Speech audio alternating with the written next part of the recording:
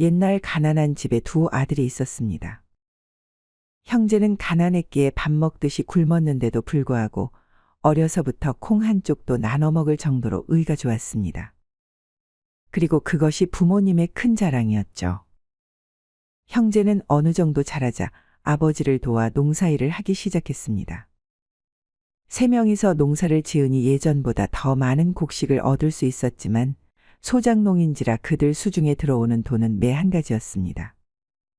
그렇기에 아버지의 일을 도와도 예전과 같이 배고팠죠. 매일같이 배고픔과 싸우는 게 일상이었습니다. 도저히 익숙해지지 않는 배고픔에 지쳐갈 때쯤 형이 동생에게 말했습니다. 아우야, 배불리 먹고 싶어서 일을 해도 나아지는 것은 없으니 참 죽을 맛이지 않나? 근데 네 얼마 전에 옆 동네 2학년 큰아들 철영이가 돌아온 거 알지? 그 노마가 일본에서 일하다가 왔는디 돈을 많이 벌어왔다 않카나? 그리고 생각 있으면 우리도 소개시켜준다 카던데 어떠노? 나와 같이 일본으로 갈 생각 있나? 형님, 돈 많이 벌어오는 것은 좋습니다. 헌데 우리가 없는 동안 아버지, 어머니는 어찌합니까? 걱정 마라 이놈아. 내 다 생각이 있어 물어본 기다. 듣자하니 거기서 번 돈을 조선으로 붙여줄 수 있다 않카나? 그니까 걱정 말고 나와 함께 일본으로 가자. 며칠 뒤 형제는 부모님께 큰 절을 올리고는 일본으로 떠났습니다. 형제는 배를 타고 2주일 남짓 걸려 일본에 도착했습니다. 일본은 두 형제가 생각한 것보다 더 화려했고 복잡했으며 신기한 물건들로 가득했습니다. 일본의 항구를 보며 감탄하고 있던 두 형제 앞에 어느새 한 청년이 다가와 말을 걸었습니다. 안녕하십니까. 저는 철용 씨에게 듣고 두 분을 맞이하러 박철구라는 사람입니다. 자세한 것은 가면서 차차 얘기해 드릴 테니 어서 빨리 서두르시지요. 그는 간단한 자기 소개를 한 뒤 형제를 데리고 어디론가 향했습니다. 도착한 곳은 후미진 골목 안에 위치한 여관이었는데 그는 우선 이곳에서 잠을 청한 뒤 내일 탄광으로 데려다 주겠다고 했죠. 다음 날 형제는 탄광에 도착했습니다. 그곳은 더럽고 먼지가 풀풀 날렸기에 형과 아우는 자신도 모르게 기침을 해댔죠. 그들은 간단한 작업 상황을 숙지한 뒤 옷을 갈아입고 탄광으로 향했습니다. 그곳에는 수많은 조선 사람들이 있었는데 그들은 한민족인 형제를 반갑게 맞이해 주었습니다. 일은 역시나 고되고 힘들었습니다. 첫날부터 물집이 잡혀 천으로 손을 감아야만 했죠. 하지만 하루 이틀이 지나고 손에 굳은 살이 배기기 시작하면서부터 일은 한결 수월해졌습니다. 숙식은 옆에 마련된 기숙사에서 해결했는데 물도 제대로 나오지 않고 밥도 부실했습니다. 하지만 형제는 고향에 계신 부모님을 생각하며 하루도 빠짐없이 일했습니다. 그리고 매달 나오는 급료 중 일정 부분은 고향에 계신 부모님께 송금했죠. 형제가 일본으로 와 탄광에서 일한 지 어느덧 7년이란 세월이 흘렀습니다. 형제는 거의 쉬는 날 없이 일했기에 매달 부모님께 보낸 돈을 빼고도 꽤 많은 돈을 모았죠. 그리고 모은 돈이 조선으로 돌아가 가게를 차릴 만큼 되자 일본을 떠나 고국으로 돌아가기로 했습니다. 아따 돈 많이 벌었나갔네. 그 돈으로 주색이나 도박에 빠지지 말고 어서 빨리 장가나 가시게나잉. 그동안 수고하셨소. 조선에 가게 되면 꼭 만나서 술 한잔 합시다. 물론 술은 내가 사겠소. 많은 동료들의 배웅을 받으며 형제는 일본을 떠나 한국으로 돌아왔습니다. 10년이면 강산도 변한다더만 어떻게 일이 변한 게 없냐? 형님, 10년 지나지 않았습니다. 겨우 7년입니다. 7년. 오랜만에 돌아온 조선. 형은 별로 변한 것 없는 고향의 모습을 보고 반가운 반, 아쉬운 반이 섞인 말을 내뱉었죠. 형제는 집으로 향했습니다. 중간에 강이 나오면 멱을 감고 산에서 산딸기도 따먹으며 유랑하듯 천천히 발걸음을 옮겼죠. 물론 잠은 주막이나 민가에서 잤습니다. 그리 며칠을 가다 보니 한눈에도 꽤나 높아 보이는 산이 보였습니다. 그 산은 예부터 도깨비가 나온다는 소문이 돌았기에 밤늦게 오르려는 사람이 없는 산이었습니다.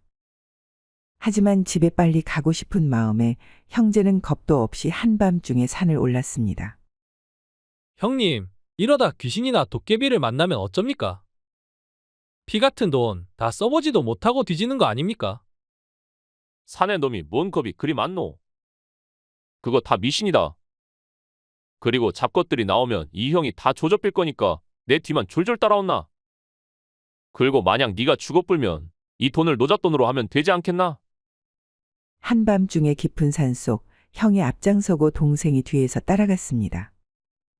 그리 한참을 가던 도중 동생은 못에 홀린 것 마냥 이상한 생각을 하기 시작했습니다. 힘들게 번 돈이지만 부모님께 보내고 남은 돈은 얼마 안 된다. 둘이 가게를 차려 먹고 살기에는 너무 부족하다. 그니까 이곳에서 내가 형을 없애고 그 돈을 모두 가져가야만 한다. 부모님께는 형이 오다가 배에서 떨어져 죽었다고 말하면 되지 않겠나? 동생은 뒤에서 형을 죽이고 모든 돈을 차지할 생각을 하며 천천히 발걸음을 옮겼습니다. 형도 마찬가지 생각을 하고 있다는 것도 모르고 말이죠. 내 나이 벌써 30이다. 애가 둘이나 있어도 이상하지 않을 나이지만 일하느라 아직 장가도 못 갔다. 그리고 가난한 집의 장남으로서 부모님과 동생을 위해 사는 놈에게 누가 시집오려 하겠나? 내는 남은 평생을 그리 살아야 하는 기가. 이제는 싫다. 지쳤다. 부모고 동생이고 평생 뒤치다꺼리하면서 사는 것도 질렸다. 그냥 이 자리에서 동생을 없애버리고 돈을 들고 딴 마을로 가야겠다. 그래야 예쁜 색시도 없고 맛있는 것도 먹으며 인생을 누릴 수 있지 않겠나? 형은 그리 생각하고는 뒤를 돌아 동생을 쳐다보았습니다. 그의 눈에는 애정이 담겨 있지 않고 살기만 서려 있었죠. 금방이라도 동생을 죽일 것만 같았습니다. 그때 동생이 차고 있던 염주가 달빛에 반짝였고 그 덕에 정신을 차린 동생이 다급히 형에게 말했습니다. 형님, 이 숲 이상합니다.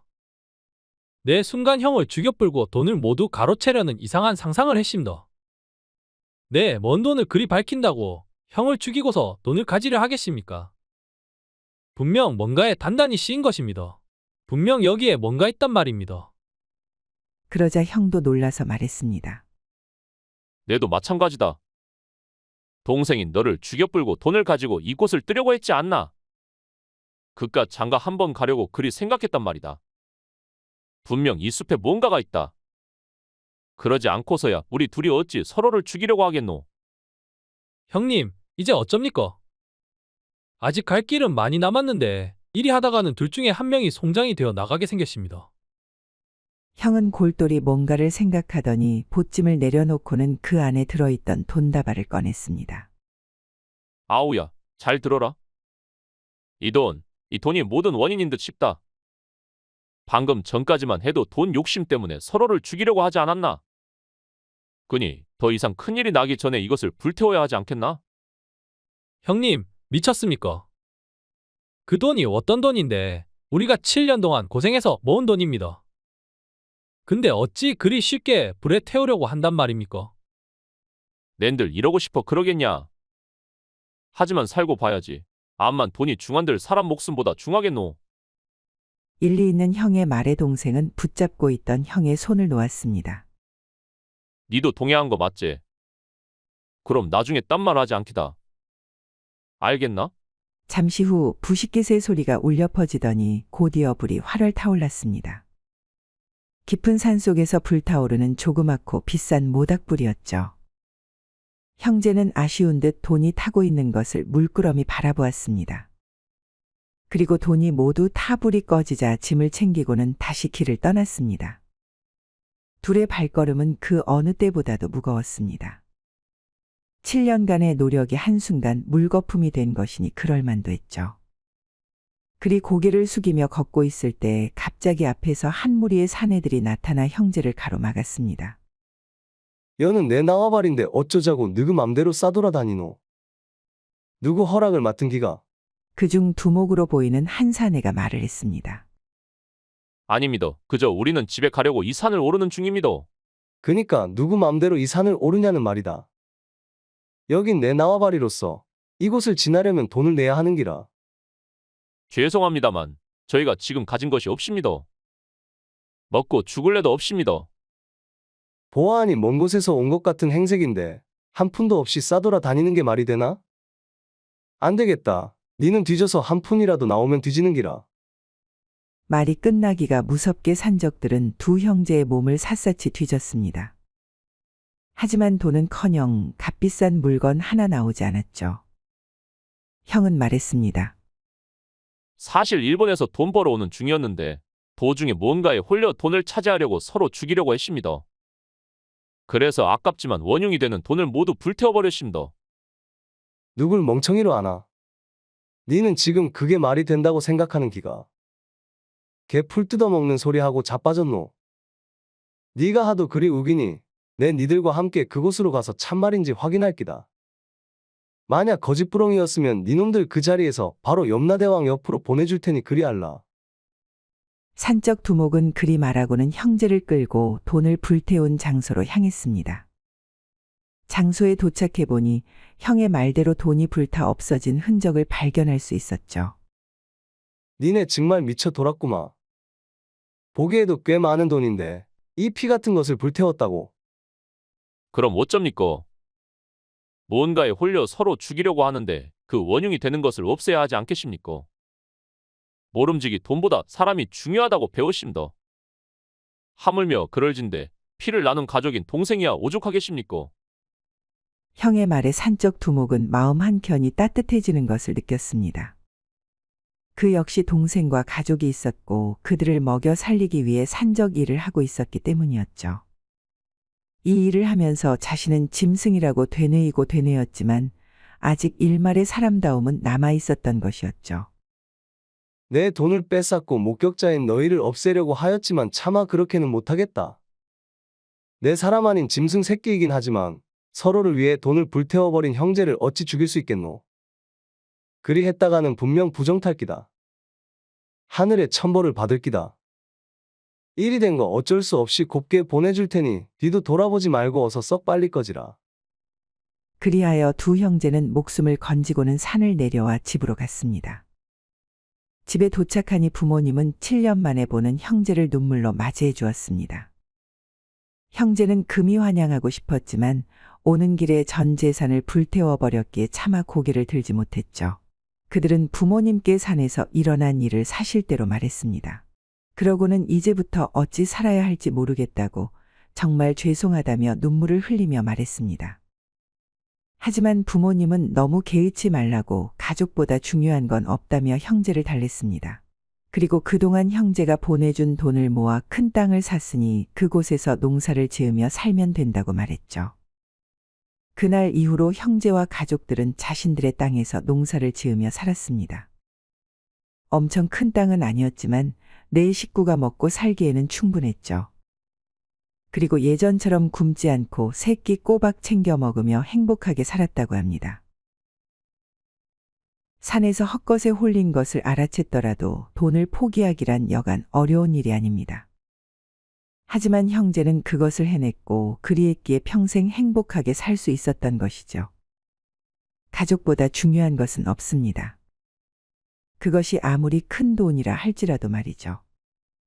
이상 야담설화였습니다. 구독과 좋아요는 사랑입니다. 감사합니다.